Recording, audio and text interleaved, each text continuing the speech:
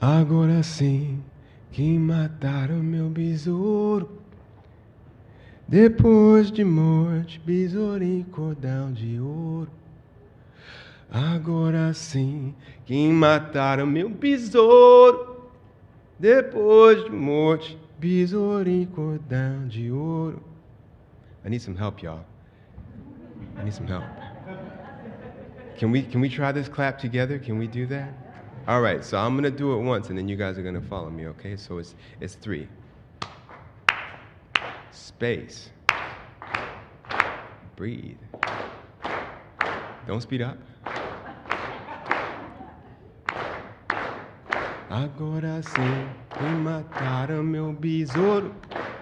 Depois de morte, besourinho, cordão de ouro. Agora sim que mataram meu besouro. Depois de morte, besourinho, cordão de ouro. Thank you very much. Good job, guys. Bring a little ashe in here. This morning it was cold and I was excited, so I had the cold shivers. You ever had the cold shivers? Oh yeah. So thank you very much. Today I want to tell you a story. It was my favorite story from when I was a kid. Big 16. Anybody heard the story, Big 16? Anybody? Okay. Well, this story was first captured in print by Zora Neale Hurston in her book, Mules and Men, and it was also remade into a children's book, most famously by Mary Calhoun. You can read either version. I suggest that you read Zora Neale Hurston's version, but the story is part of an oral tradition, and that's tradition in which I am going to tell it to you now, if that's okay. Is that okay, UUCA? All right. Consent is important always, y'all. It was slavery time when Big 16 was a man. They called him 16 because that was the size of his shoe. He was big and strong, and old Massa looked to him to do everything. One day, old Massa said, "Big 16, I believe I want you to move them sills I had hewed out in the swamp." "Ah, yes, sir, Massa," Big 16 said. Then he went down in the swamp and he picked up them 12 by 12s and brought them up to the house and stacked them. No man ain't never toted 12 by 12s that big, that heavy before or since. Then one day old Massa says, "Go fetch in the mules. I want to look them over." So Big 16 went down to the pasture and caught the mules by the bridle, but they was contrary and bulky, and he tore the bridles to pieces, pulling on them. So he picked up one mule under one arm, pow, the other mule under the other arm, pow, and marched them right up to the porch. Old Massa said, "My Lord, Big 16, if you can tote a pair of bulky mules, I believe you can do anything. I believe you can catch the devil." So Big 16 thought on it for a moment, and then he said, "Why, yes, sir, I can. You get me a 9-pound hammer and a pick and a shovel." So old Massa got Big 16 the things he asked for, and Big 16 went right out to the front yard, and he started digging and digging and digging. For a whole month he dug until he popped right out in hell. Then he took his hammer and went up to the devil's house and knocked on the door. The devil answered, "Who that out there?" "It's Big 16. "What do you want?" "I want to have a word with you for a minute." And as soon as the devil poked his head out the door, Big 16 lammed him over the head with the hammer, picked him up, and carried him up to old Massa. Old Massa looked at the dead devil and hollered, "Take that ugly thing out of here quick. That's too much ugly. I said catch him, but I didn't think you would." So Big 16 picked up the devil, tossed him right back down the hole.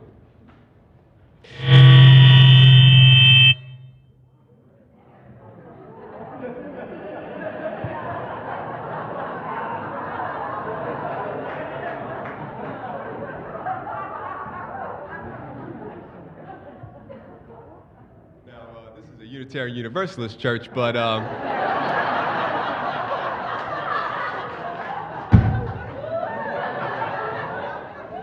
go ahead and get thee behind me, Satan. Not in here. Not today. Not today.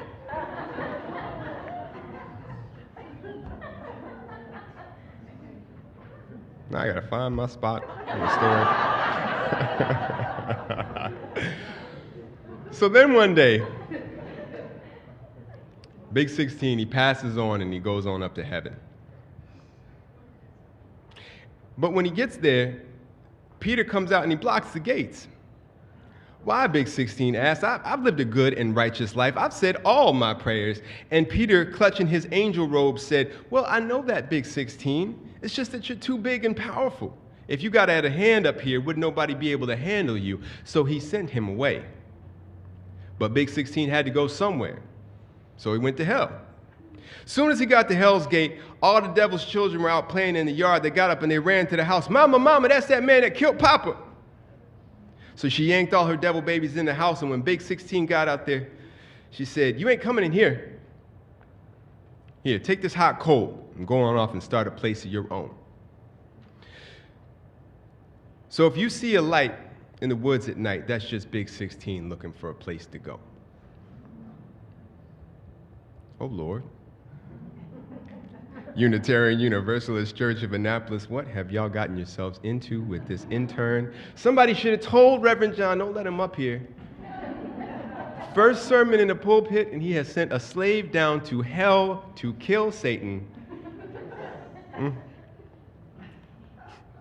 Let me ask you, Annapolis, have things in your life ever not gone the way that you thought that they should? Have you ever worked real hard, done your best, all in the belief that your right thought and right action were leading you towards a just reward? So you toil, you take on challenges, you confront adversity, only to find that the place that you believed you were moving towards, that sweet, sweet destination on a hill, has been denied to you.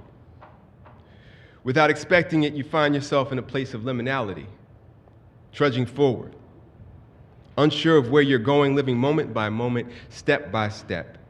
UUCA, do you know what I'm talking about? Maybe you're at work and you've been denied a promotion or position that should have been yours, but now it's disappeared. Perhaps you've invested huge sums of blood and sweat and money into a company or a project, only to have the project dropped or the door shuttered. Or maybe after years of flirting with the possibility, imagining different, creating the courage that, yes, you could do better, you decide to strike out on your own, start your own company, go back to school, pursue a passion, only to find that suddenly money's gotten short, the dollars don't make sense, and relief is a hope with no certain date, a location with no clear spot on the map. Or maybe after years of effort and time, you've begun to realize that a relationship may never reach the level of your hopes. It may never be as close or as warm as you imagined it. Perhaps you have a friend, and you've spent years, and this friend, she, they, has spent years accepting your generosity, invites to dinner, cookouts with your family, but suddenly you realize that you've never seen the inside of their home because they've never invited you. Family members drift apart despite your best efforts to hold on, so you jump in the water to swim after them hand over hand, but they still pull away. A job, a decision, a move, or an addiction dig a ditch of distance that you can't cross. Maybe exhaustion is setting in after another round of therapy with a spouse or a child. Or perhaps after a lifetime of planning, saving, making all the right financial moves, a loved one's health suddenly takes a turn for the terrible and has called into question the beautiful act, the beautiful second act that you've always dreamed of. So you march on, doing what you believe is right, but with none of that old certainty. You see, there's an American Orthodox belief, and I love hidden orthodoxies. An American Orthodox belief that hard work should and will return a reward somewhat commensurate with the effort expended. If we do what we're asked, we live a good life, we work hard, we get good returns, right? What I love about this story, the tale of Big 16, is that it does not pretend that hard work and excellence guarantee success. See, Big 16 did whatever was asked of him. Not only that, but he exceeded expectations every time. After Big 16 kills the devil with a hammer, all old Massa could think about was the mess on his lawn, not the man who went to literal hell and back for him. After a life of pietous living, Big 16 is granted an audience in heaven, but is denied entry because apparently, even in heaven, they're scared of big black men, lest they get out of control. And to think he wasn't even selling loose cigarettes on Staten Island or sitting in some refugee ghetto. Now, I know heaven don't work like that. I am a universalist. I believe that whatever there is, everybody gets in. But the fact that the slaves and the sharecroppers passed this story along generations until it got to me should tell you something about the unfairness of their lived experience. The only award for Big 16's exceptional life of incredible doings was a restless march and a magic burning lump of coal, a light that never goes out and lights his way. Come on, y'all. I'm laying breadcrumbs out so y'all can follow me. Who knows the name Marsha P. Johnson? Raise your hand if you know the name Marsha P. Johnson. There you go. Ronan, I see you back there. Marsha P. Johnson, born Malcolm Michael Jr., came to New York in 1962 with $15 and a dream to live a good, safe life as a black trans woman who loved men in New York City. Marsha was the founder of the Gay Liberation Front, co-founder of the Street Transvestite Action Revolutionaries, STAR, key member of the Stonewall Uprising, and AIDS activist. She also lived nearly all of her life in grinding poverty, engaging in sex work for survival and using leftover flowers she found in dumpsters to build her drag outfits. By all measures, Marsha deserved to be here today sitting comfortably in a Lower East Side Manhattan apartment, taking interviews and holding court in her sitting room with the next generation of activists. But she never got the life she deserved. Marsha died in 1992 under mysterious circumstances, poor and ill. Now, we must be careful not to place her or anyone on the pedestal of martyrdom. The moment we hold someone up as a martyr, the violence of their death becomes acceptable, laudable even. Ask the parents of any Medal of Honor winner whether or not they would trade in that hunk of metal to have their family member back. Nor should we allow ourselves to fall into the theological trap of believing that the difficulty of her life was somehow a reflection of God's disappointment or lack of love. We know better than that, right, Annapolis? As UUs, we might not have a common understanding of what the divine is, but we certainly don't believe in a God or divinity that would create you beautiful and unique and different and then punish you for that beautiful difference. That kind of violence is the domain of humanity or mankind, gender identifier used on purpose. Marsha's friends are still confused and angry about her death. There is a hole where her presence once was. None of her suffering was just, none of it ordained by God, but we who believe in freedom, freedom to live lives genuine to our souls, bask in the light that Marsha carried. Oh, we who believe in freedom cannot rest. Anybody know this song? We who believe in freedom cannot rest until it comes. Let's go again. We who believe in freedom cannot rest. We who believe in freedom cannot rest until it comes. Thank you, y'all. See, I'm beginning to believe that there is a journey that only begins when the destination you set out for has been denied to you. Along this journey, we can confront a special kind of weariness that sets in when you know you have to keep moving forward, but you don't know where or when you will be able to rest. And when I found myself in that particular kind of suffering, one question nags me, one question buzzes like a hornet near my ear. Why? Why am I doing this? Why must I insist on moving forward, marching through all of this craziness with my little bitty light? And here you are, with your flame, wondering where to go, what to do, trying to generate a reason to take one more step forward. With your little burning coal, you can barely see enough to make out some shapes. Oh, it's a tree. It's a leaf. But you certainly can't see your way out of your situation through the forest. As a matter of fact, that little coal is casting shifting shadows that make everything seem a bit scarier and more ominous. Your mind knows that it's probably a trick of perspective, but that tree keeps on moving, and it just might be a monster coming to get me. But now is the time where I teach you the third rule of survival. I made up the number because I don't remember the numbers, but give me a break, y'all. It's my first sermon up here.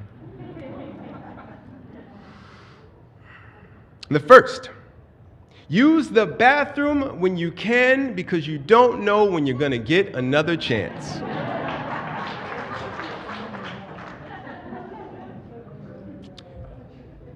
Probably shouldn't do this because my lovely wife is in the audience, but she would add, also bring your own toilet paper.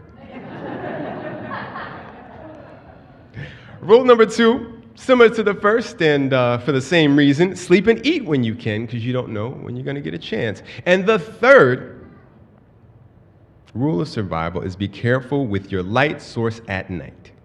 See, your flashlight or your fire might produce usable light for you for about 20 to 25 feet, depending on conditions. But that light source can be seen by others for miles. You get it? Hold on. Some of y'all didn't get that. See, you might only be able to see a few feet in front of you with the little light that you carry, but the light that you cast can be seen from far, far away. See, we're human, so we understand that we might not ever get to know why, but we can have the wisdom and the awareness to look towards our foremothers and forefathers and be guided by their light.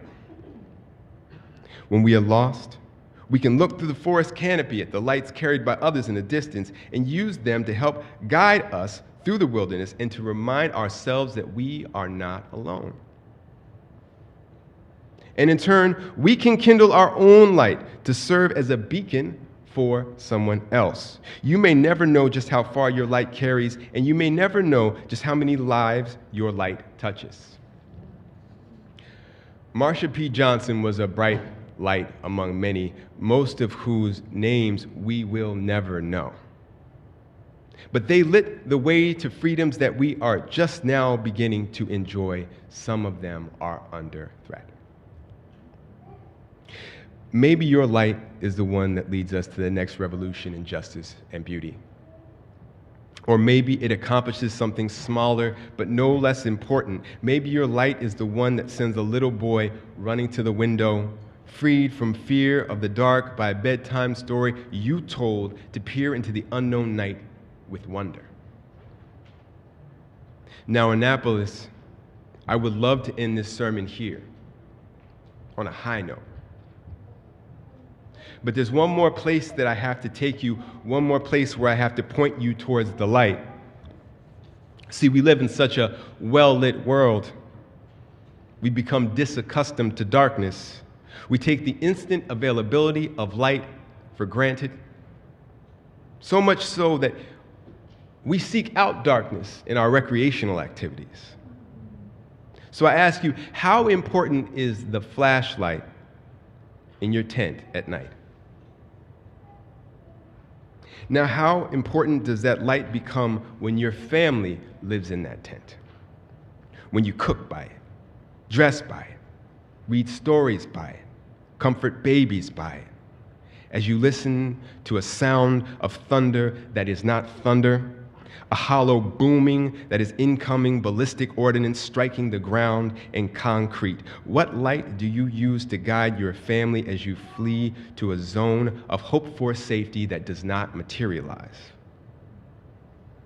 What is the right light to use to search through the rubble of your home in search of treasured possessions and treasured people? As death and destruction continue to reign on the people of Gaza, as hostages await in the darkness for release, and now the people of southern Lebanon are forced to flee en masse from guided missiles and bombs, many of them built here, I ask that you do not turn your faces away from their light. I ask that you see the lights of their continued survival and pray that they are not all snuffed out, leaving us in a much darker world with their absence. Annapolis, let's take a big breath together.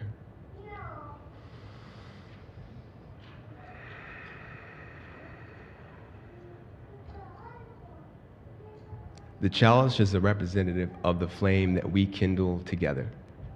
And so as you go forth today, I invite you to kindle the chalice in your heart. Move forward.